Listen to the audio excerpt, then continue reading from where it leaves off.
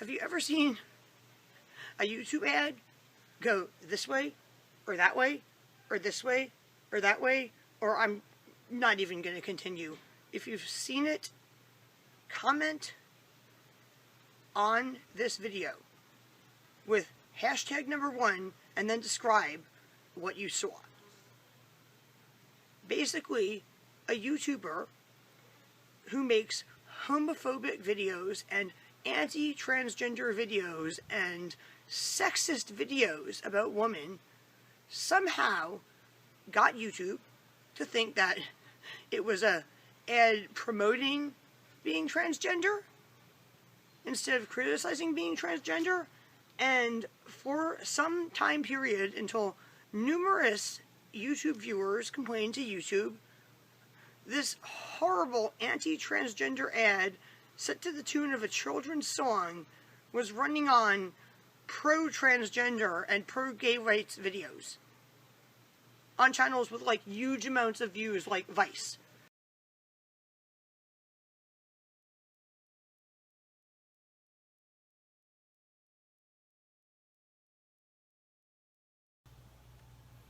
Look at this dinosaur. It's an iPhone 4 that I got in 2013, but it was actually a replacement for the one I got in 2012 that was stolen at a California rest area in 2013. I will be recording the rest of this video on this phone. And in this video, I will also explain why I will be doing this and why I will be editing this video on an old PC using Windows Movie Maker. There is just no way to put this nicely. YouTube is promoting horrible content creators while screwing over nice ones.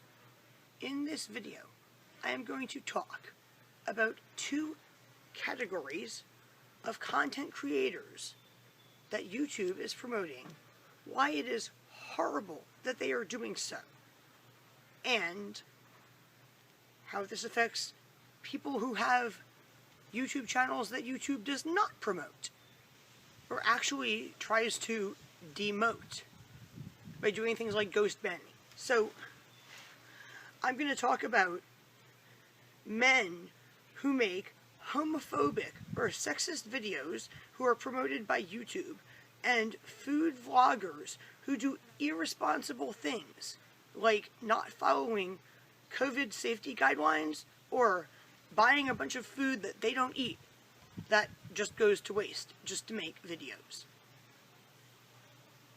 Have you ever seen a YouTube ad go this way, or that way, or this way, or that way, or I'm not even going to continue?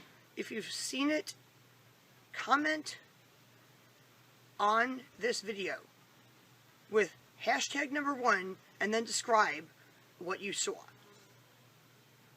Basically, a YouTuber who makes homophobic videos and anti-transgender videos and sexist videos about women somehow got YouTube to think that it was a ad promoting being transgender instead of criticizing being transgender. And for some time period, until numerous YouTube viewers complained to YouTube, this horrible anti-transgender ad set to the tune of a children's song was running on pro-transgender and pro-gay rights videos on channels with like huge amounts of views like Vice. So that was horrible of YouTube to do, and they did get rid of that one ad, but they're still running the guy's other ads. They're just like a little bit less like shocking and offensive than the one they got rid of. And his channel's monetized and gets millions of views, and it is like 100% dedicated to demeaning gay and transgender people and demeaning women.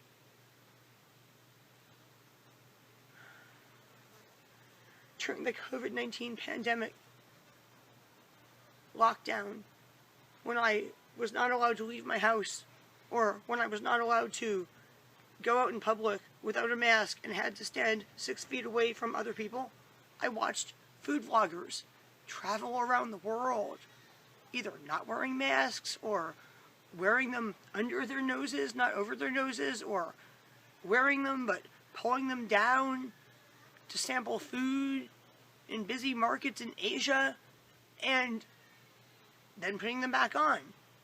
And I commented on a bunch of these food vloggers' channels saying, you're promoting irresponsibility during a pandemic, and how are you even allowed to do this when I'm not even allowed to leave my house, or I could get a ticket for being less than 6 feet away from somebody in public, or not wearing a mask inside a building right now in the USA.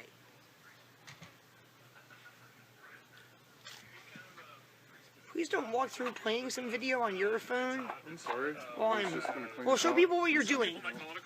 Show people what you're doing while you're playing a video. It's a creative. He's doing drywall. Isn't that cool? And by the way, I'm sorry that I am recording these videos wearing this cast on my hand, but if you see me recording a video without this cast, I would like you to call me stupid in the comment section of that video, because I re-injured my hand by doing stupid things like transplanting plants or air quoting during rants without my cast on. And I should be wearing this all the time and either wait to transplant these plants, which I probably shouldn't do, or get someone to help me, or do it very carefully, maybe with a glove over my hand. So please, please help me by calling me stupid if you see me not wearing this cast in a video. Anyway, in case you are unaware, when I started my channel in 2009, YouTube monetized it. Then a few years later, they demonetized it. Then they monetized it again. Then they demonetized it again. Then they monetized it again. Then they demonetized it again. It is currently demonetized right now, but I recently got this message saying that they had mailed me a code that I could enter in to get it monetized again. Look, people, I have not made a penny off of these videos, which is why I can't afford a new phone or a new laptop. And I have like a literal video graveyard, meaning I have numerous devices that are full, but because of some kind of technical reason, I cannot get the videos off of them, or I cannot edit the videos that are from them. Like recently, the cord that charges this iPhone 7 and connects it to my computers stopped working. I've burned through like 20 of these cords in the last year. They only work for a little while, then they stop. I don't know why. Perhaps I need a new computer.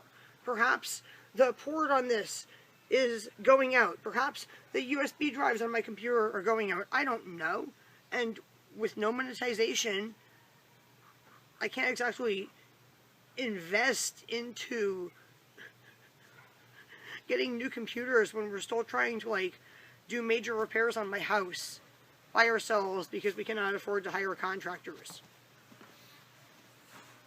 Is it still recording? Can you tell me if it's still recording? Is it, or has it stopped? It is recording. It flew off the table by itself a few minutes ago while I was recording. Oh my goodness. So I've seen a lot of people making copycat channels recently. They find a niche and then they start making videos very similar to or exactly the same as other YouTubers in that niche. And YouTube promotes them, because that's how YouTube's algorithm works. If you want YouTubers to be able to make videos without making the same exact identical video and having to do it every day without even taking a break, like on a holiday or a weekend, and you're a YouTuber, you can help by making videos outside your niche. Totally outside your niche. Completely outside your niche. And if you've like picked a niche or picked a YouTuber whose videos you want to copy, you should watch videos by YouTubers in that niche, or watch videos made by the YouTuber you're trying to copy. So you don't like do something idiotic in comparison to other YouTubers. Like, you don't want to go to a restaurant, spit out some food that other YouTubers have loved, not know the name of something that other YouTubers have named, and basically make a fool of yourself, and then get angry when people comment that you did so. Don't do that, okay? YouTubers don't do that. I'm now going to end this video by asking other YouTubers to like help fix YouTube's stupid broken algorithm that promotes idiotic and racist people and forces YouTubers to make the same video over and over and over to be successful. Please help me. That sound is the alarm that means this video is now ending immediately. So just really quickly, I wanted to take this clip of Room D for people who asked me for an update of how the construction was going on my house. Basically, to make a long story short, after filming my Hoarding Buried in Mold video, we had to completely gut these rooms, both Room D and Room C, down to frames. The roof was completely replaced, the subfloor was completely replaced, the outer paneling was replaced, the drywall was replaced, the electrical wiring was replaced 5 times by 5 different electricians until one got it right. Water flooded the room again, and we had to rip out and replace things that got wet and molded again. And then the pandemic happened, and nobody would come over and help us. So within a few days, this will be a finished room. We finally got the supplies we need, and my boyfriend is alternating between working a part-time job, fixing this, and taking care of me and our children. So with that said, I'm going to end this video. Please like this video, share this video, watch my other videos, subscribe to my channels, and comment on this video and all my other videos. Bye, people. Look at that. Isn't that amazing? It's about to be a finished room.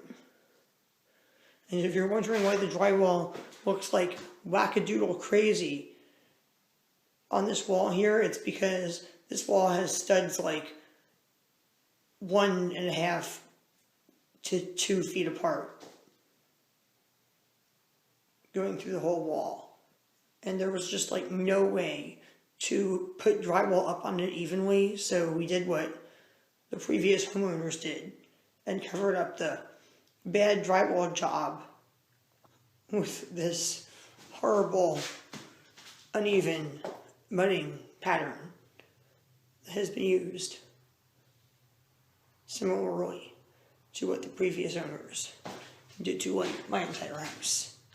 So even though it looks horrible, at least it will match the rest of my house. Bye, people. I touched the doorknob. Oh no.